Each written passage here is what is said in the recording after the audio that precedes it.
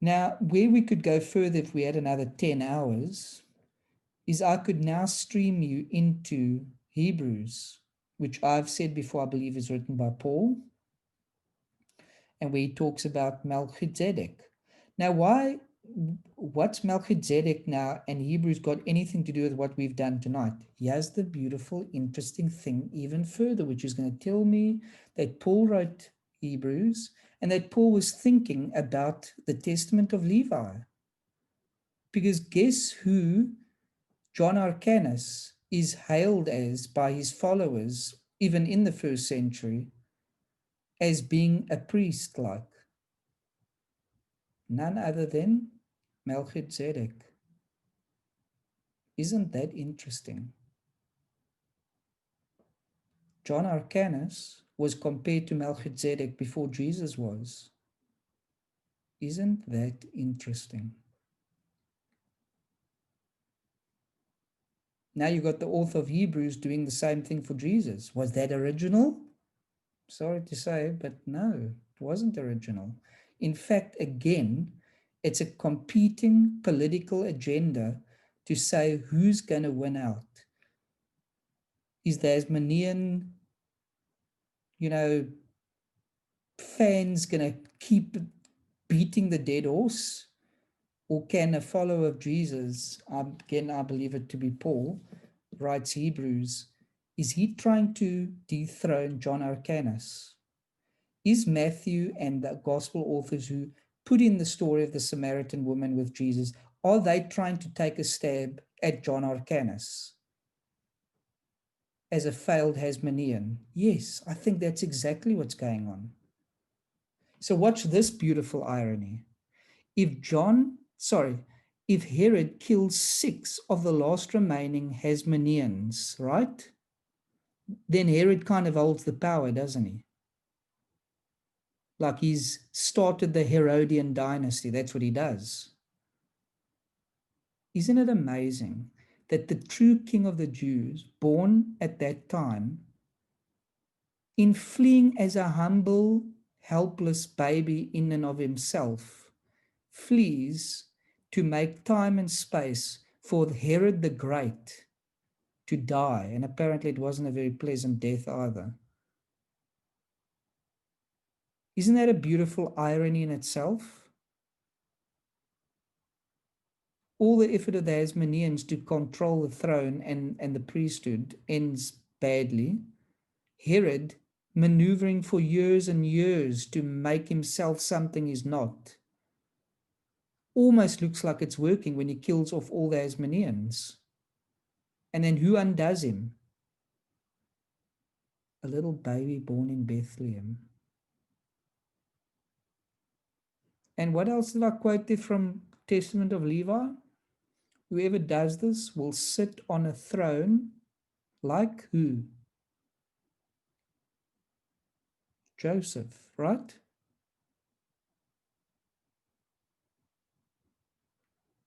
Someone tell me where Joseph sat on a throne.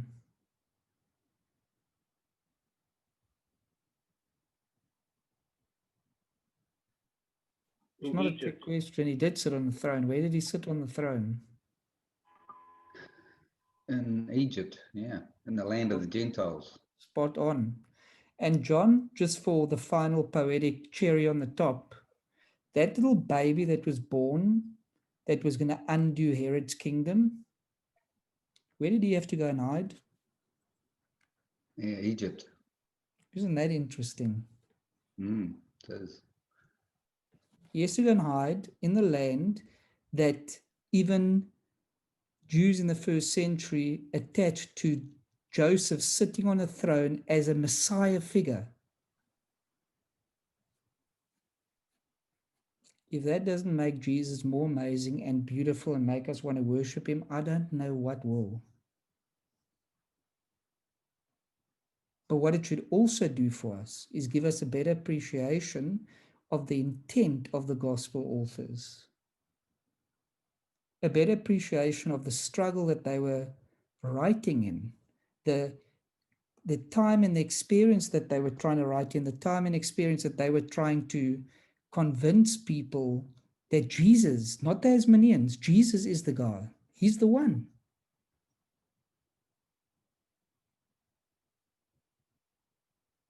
I hope that with the session tonight, I've given the varied audience that has either been around for years with me or not been at all equally something to get excited about and something to stand on, to build on further, because we're not done. I hope that's what's happened. And I do hope ultimately that the glory goes to Jesus. That's always been my intention. Even in those times when I play down the cross, when I take on Christian logic, I hope a session like tonight helps to show that I'm not trying to upset anyone. I actually just want to do the story justice. I am, after all, a Levite myself, and thank God I don't have a sword in my hand, because it probably would be dangerous. So I drive that energy and that passion rather into correcting bad theology and upholding holiness and the sanctity of the story. And I choose to believe that people would want to get this right. So I don't mind fighting and challenging you to get you onto the right track if that's what I have to do. So I hope I've done that for the live audience who will give their comments now, I hope, and also to those who will listen to this after the recording is made available. And may it all be to the glory of Jesus and ultimately to the Father, while we await the coming of our Messiah. And with that, I'm going to turn the attention to some commentary. Let's take the order, Nande, if you can regulate anyone in the house there with you that wants to say anything, and then we'll go to John. So Nande to John, then John to Kathy, and then Dad, if you want to speak lastly, that will be great. I think that's it. I don't think I'm forgetting anyone, am I? I don't think I have. Somebody call Laduma. Laduma. Okay, that's Boosie. Is Laduma, Laduma, are you in Cape Town, or is it Boosie using it? I don't know. I don't know if they both are or not, but okay, they can clarify for us. So Nande, you get us going there with your house.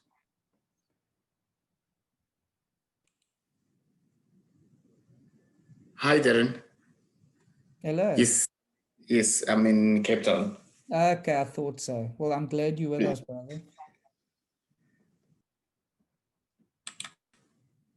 No, nothing much from my side. I just want to say I always learn a lot each and every week because I'm always joining with the Busi. So yeah, thank you for serving the flock through the insightful weekly Sabbath sessions. Awesome. It's a pleasure. Absolute pleasure. Glad you're getting something.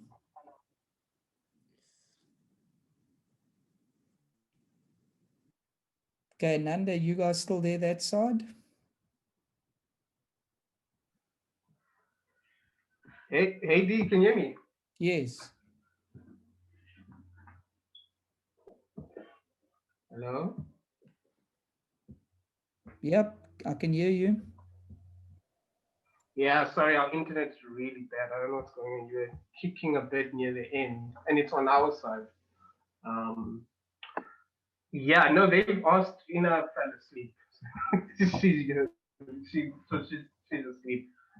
But yeah, Boosie doesn't have anything to add.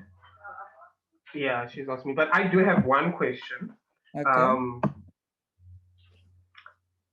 With Jesus, I know Jesus.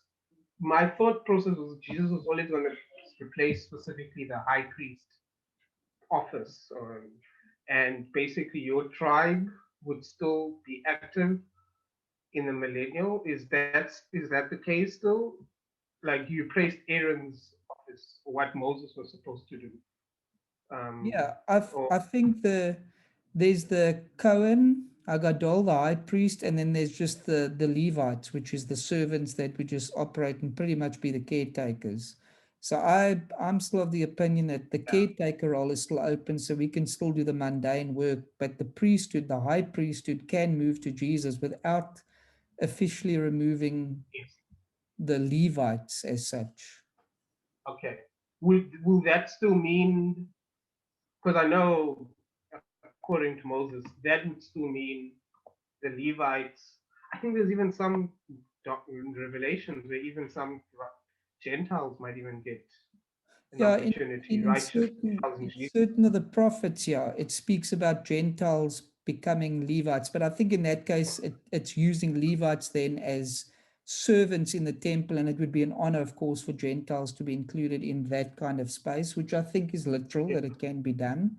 Then, of course, the Levite label implies serving the high priest as opposed to being literally from the tribe of Levi in that context. Yes, yes. Yeah, that was my only. I thought it was so awesome that Jesus gets born literally. I wonder if we could have more historical documentation.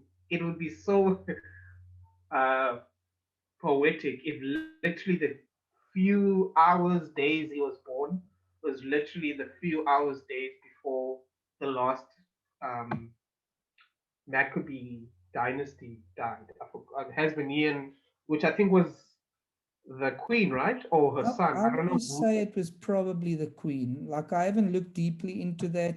I don't know if anyone can even say that for Yeah. fact, but I think that's a safe possibility. Okay. It'll be interesting, and I was saying it now to Lucy. I've always wondered why Jesus, because it was so corrupt. I just didn't see the Sanhedrin accepting him with the corruption of the day. No, So I always wondered why did he come then? And it makes so much sense. This adds even more element of why he ended up coming right then when all of this was basically going to fall over itself and everyone was just used to this violence that he needed to come. Otherwise, maybe there would not be an Israel today if he didn't come around that time. right. So yeah, it was pretty awesome that he gets born a few, he gets born when around about the last time, the last Hasmonean, when the It's dynasty ends. intentional. Yeah, Yeah, but it's basically a revitalization of the Davidic dynasty, which again would be in line with God's order, God's kingdom, because right. it's a son of David that's supposed to be ruling, not Exactly. uh, a son of Moses or Aaron or Levi in this point. So yeah, that's about it from us.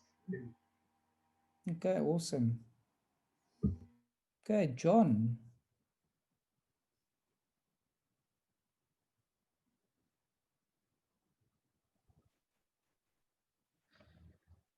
Me next, eh?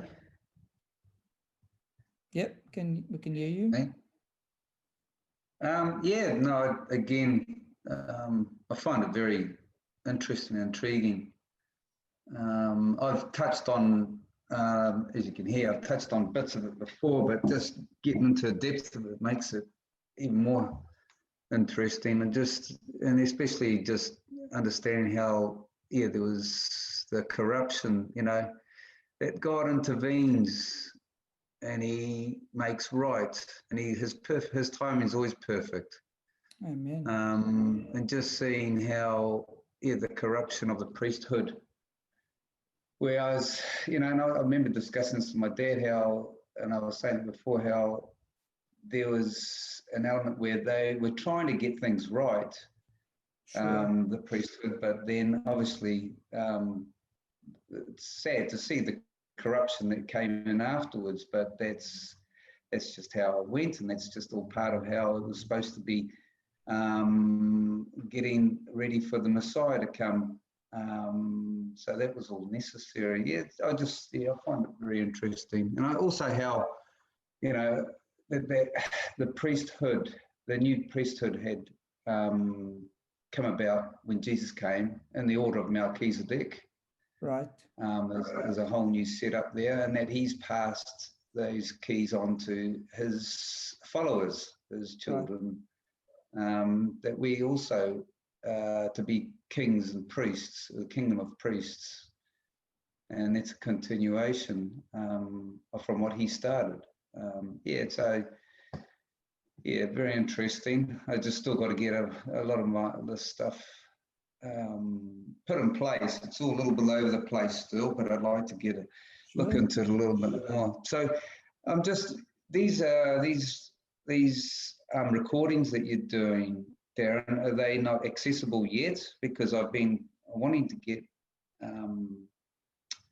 these to some people I know that would be very interested too, but you Yes. haven't got them available yet, have you? In the next 2 weeks or so, when the school year winds down to a close, then I can give a full day to getting these onto the platforms. Okay, So that's I'll cool. absolutely let Because I'll be certainly passing them on, because I just find it very interesting. It's all, yeah, just fills in a lot of gaps, and it just colours up our walk with Jesus. And that's what he wants us to do. He wants us to know him much better and walk a lot closer to him. And this is all, I believe this is all part of it. Yeah. It is exactly it. So thank you, Darren, again. Yeah, appreciate it. Really appreciate it. Pleasure. Absolute pleasure. Okay, Kathy. Yeah, thank you. What I love is God's perfect plan of time and place for when Jesus' birth was and Jesus' life on earth. And I love all the context and the build up towards it that you give us, all the back history and placing it in the forward history. It's just awesome. I've got pages of notes, pages, Good. and I'm hoping I'll go through them and make sure I've got it. But I just so appreciate all this that you do for us. It's amazing. And I know you say that we should be, researching ourselves. To be honest, I don't do that. And also, I don't know where I would go other than through Google, which wouldn't necessarily get me to the amount of info that you provide for us. I just so appreciate it all. And it's wonderful to see God's plan always has more to it than just a one-liner. That's it. And you bring them out for us. And it's a wonderful session. Thank you. And thank you for letting us to interact, and asking us questions. And we don't always have questions, but when we do, you're very willing to answer. And I just appreciate the whole thing and look forward to it every week. So thank you Good. so much. Awesome. Wonderful. Okay, Dad, you still there? Yeah, we've just taken the session mobile. We're on the road, so I've got my iPad going. We're tethered here with your mom's phone. We've got to go to Tauranga for the house inspection, so we're taking mobile now. Yeah, so I broke off once or twice just establishing connection, but thanks for a very informative session. And as Kathy was talking and John was talking, I was just thinking about, like, you get a voucher for, say, $1 million or $1,000, and what most people look at is Jesus died for our sins, and that's the gospel, Yeah. And then it's like only using a portion of the voucher, the full value is not realized, Yeah. Because when you look at what Jesus, his kingship, his the priesthood, all of the history that goes with it, actually, it's like Kathy will appreciate this, having a nice new book and only reading the forward and never getting into the chapters,